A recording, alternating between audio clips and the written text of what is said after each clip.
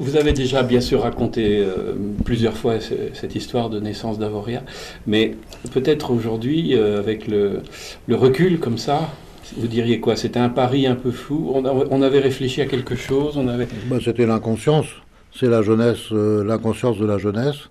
Et l'inconscience est une grande vertu pour faire des choses justement qui sortent des idées reçues et des enjeux et des projets extrêmement ambitieux et irréalistes.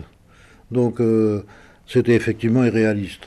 Alors ce qui poussait, parce que si on avait connu toutes les difficultés à Avant. à l'avance, on ne serait sûrement pas lancé dans tout ça. Parce que c'était quand même une épopée dont on n'imaginait pas l'ampleur du point de vue de l'investissement, des moyens financiers nécessaires, des délais pour mettre tout ça en œuvre, pour monter en puissance. Parce qu'en fait, c'est un tout, une station de montagne créée de toutes pièces. Il y a effectivement tout l'accès, la viabilisation, les remontées mécaniques, l'installation de la vie et la construction. Donc ne suffit pas de résidence secondaire. Donc on a commencé par un petit hôtel et une résidence secondaire. Il y avait tout l'investissement de remontée mécanique avec toute l'exploitation. Les commerces qui ne pouvaient pas vivre par eux-mêmes, donc il fallait subventionner ou faire soi-même. On a été médecin, pharmacien, libraire, enfin on a fait tous les métiers, cocher, plombier. Bon, donc ça c'était l'époque historique, mais qui, du point de vue financier, était difficile. Donc il a Oui, fallu trouver au des idées. début, vous gagnez pas d'argent avec cette histoire. C'est pas qu'on n'en gagnait pas, c'est qu'on en perdait énormément. Et donc on a eu la chance, j'ai eu la chance d'avoir un banquier qui lui-même s'est montré coopératif, d'abord parce qu'il a cru au projet dans une première étape, ce qui était méritoire, surtout avec des jeunes de 27 ans. Le quatuor qu'on faisait avec les architectes, Vuarnet était à peu près de la même génération à l'époque. On était quand même des gens qui n'avaient pas un background professionnel extrêmement développé. Quand vous rencontriez les banquiers, vous leur racontiez déjà que c'était une architecture audacieuse, tout ça? Qu'est-ce que vous leur disiez aux banquiers? On faisait des maquettes édulcorées. Donc plutôt que d'avoir des maquettes qui correspondaient vraiment au projet, on les faisait, disons, maquettes d'études assez neutres. Parce qu'il y avait deux points qui heurtaient les financiers et l'administration et l'establishment. C'était d'une part la station sans voiture. Quelle folie de séparer l'homme de sa voiture au XXe siècle. Et la deuxième chose, c'était l'architecture. Pourquoi vous ne faites pas des immeubles en béton comme à Massy-Antony avec un peu de bois, comme ils font au Ménur, comme ils font dans certaines autres stations? C'était donc la rupture était à la fois au plan de l'urbanisme du concept général de la station et également de l'architecture. Mais qu'est-ce qui vous a convaincu, vous, que c'était une rupture nécessaire, possible? C'est votre rencontre avec Labro? C'était la convergence de culture Ouais. par rapport à l'histoire de l'architecture et à notre sensibilité à l'architecture, et les goûts communs en termes cinématographiques, musicaux, et également du goût de la montagne et de la pratique de la montagne. Donc le plan, la vision, elle a été absolument égocentrique, ou égocentrique partagée à quelques-uns. C'est-à-dire qu'aujourd'hui, si vous lancez un projet pour faire une station de 20 000 lits, qu'est-ce que vous faites? Vous faites des études marketing, des entretiens qualitatifs, des quantitatifs, des sondages, etc. et tout ça. Et vous vous retrouvez, si on avait fait ça, Avoriaz n'aurait pas existé, ça aurait été Valmorel. Bon, pour faire simple, c'est-à-dire, qui est très bien Valmorel par ailleurs, dans une tradition régionaliste, néo-régionaliste. Là, on a voulu faire quelque chose qui avait une volonté à la fois d'ambition, d'innovation, etc., en ne pas, pas à l'encontre, on sait pas, on n'était pas révolutionnaire ou en opposition par rapport à ce qui se pratiquait chez nos confrères des stations de la troisième génération, type Ménur, Flaine, etc. et tout ça. On n'a pas voulu faire une guerre idéologique. Ce qu'on a voulu tout simplement, c'est faire ce qui nous plaisait. Alors, il y a quand même une volonté de continuer dans la même veine, parce que ça, c'est exceptionnel. C'est-à-dire que 50 ans après, il y a une grande unité C'est juste. architecturale. Et ça a été sans doute très difficile à maintenir. Parce que vous avez les trois premiers immeubles qui se créent, les gens commencent à être surpris, puis après ils vous disent pas de changer. Non, parce qu'il y avait tout pour, tout contre. Donc il y avait les enthousiastes. C'était une bataille d'Hernani sur l'architecture en montagne et sur le fait de... Et ce qui m'a convaincu, enfin j'étais sûr qu'on avait la bonne approche qui était à la fois humble d'intégration au relief et de pas de gestes triomphal ou triomphalistes, de faux gestes triomphalistes. Oui, ou surtout les menhirs avec les tours, etc. et tout ça, la puissance de l'homme par rapport à la nature, alors que franchement, bon, la puissance de la montagne, on n'est rien.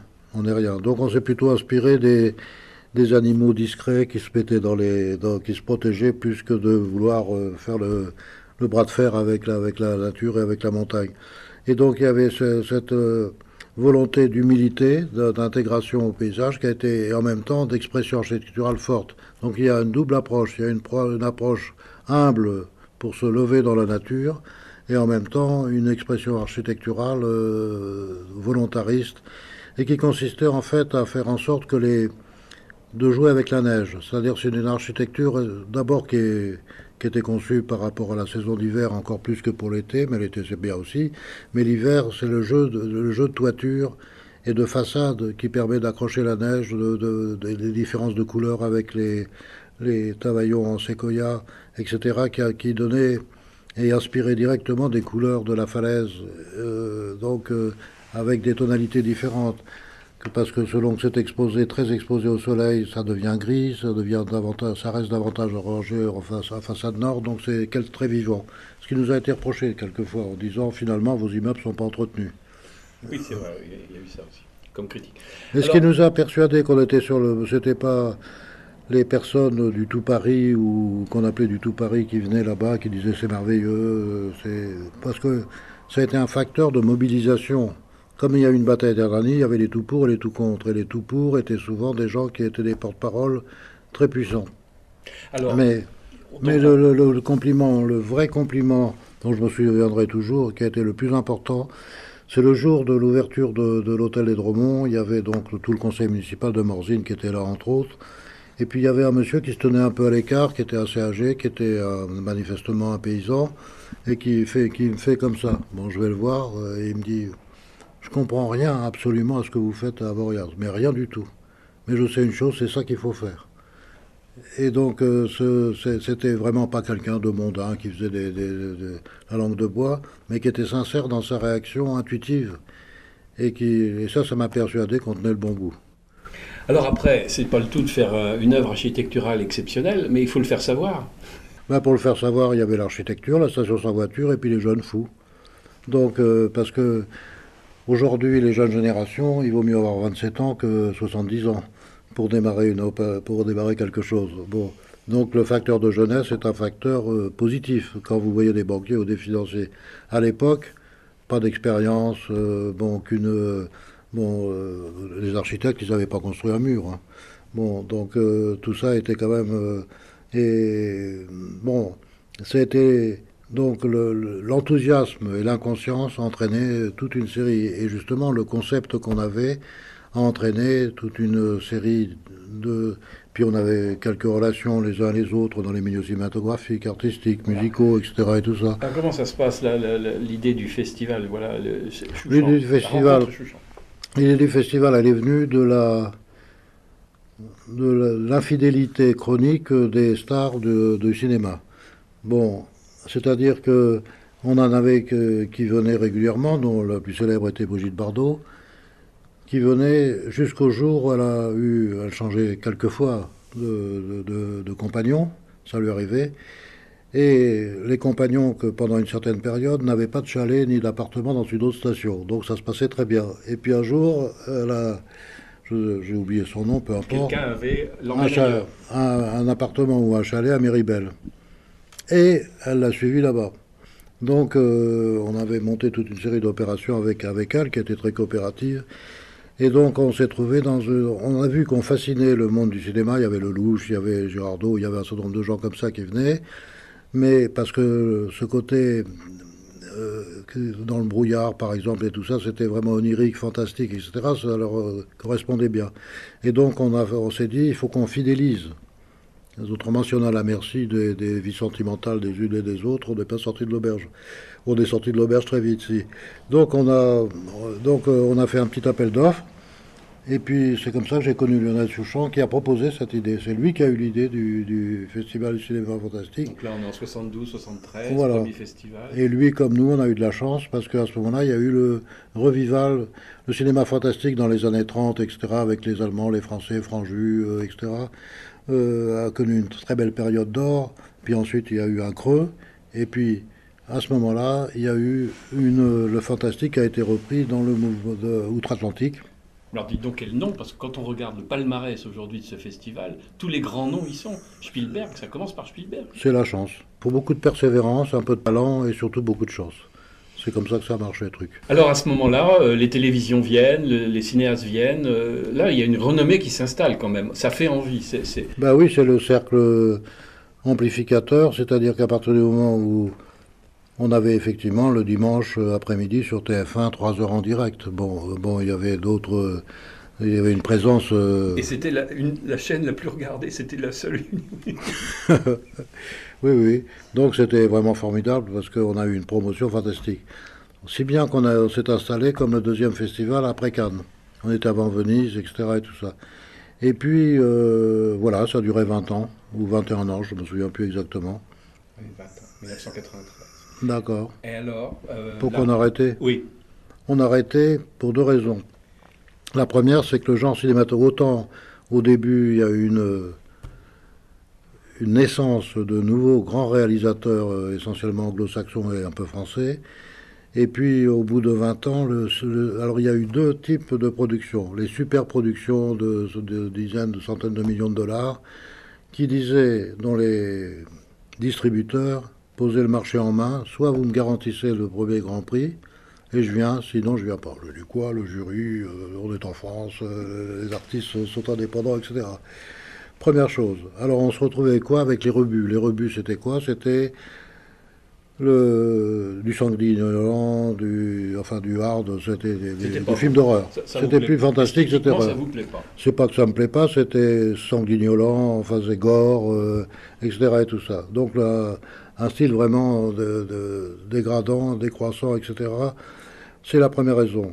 Et puis la deuxième raison, au moins équivalente, c'est le fait que le festival était si puissant qu'il phagocytait toutes les autres caractéristiques de la station. Et ça devenait non plus la station du domaine skiable des Portes du Soleil, du village des enfants, de la station sans voiture, etc., etc. Ça devenait la station du festival du film. En contrepartie de quoi, les gens qui étaient intéressés par les paillettes, ce que ça représentait, tout ça, ouais, il n'y avait pas de boutique de luxe, il n'y avait pas de 15 hôtels, il n'y avait pas 3... Bon, donc ils étaient déçus. Quant aux autres, qui est la clientèle familiale sportive, à qui cette station est destinée, auquel cette station est destinée, cette clientèle-là était effrayée. Paillettes, Dolce Vita à l'époque, on disait, etc. et tout ça. Donc ils n'y allaient pas, ils avaient l'impression que c'était très très cher. Donc on développait une image extrêmement forte, mais dont le retombé était contraire, en fait, on a été victime de notre succès d'une certaine manière. Alors j'ai pris la décision d'arrêter. Difficile. Parce Très que c'était difficile. En plein succès. En plein succès. Il faut mieux s'arrêter en plein succès.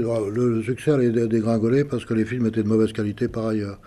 Mais ça a été très difficile. C'est une décision qui a fait de la peine à beaucoup de monde, dont les organisateurs du festival d'abord et pour cause, mais également à toute la station. Toute la station, et donc voilà, donc je rasais les murs quand j'allais là-bas parce qu'ils disaient oh, il a vendu tout son immobilier, enfin un tas de raisons qui n'étaient pas les bonnes. Il va partir, mais non, c'est pas vrai. En fait, vous avez toujours été fidèle à Avoria.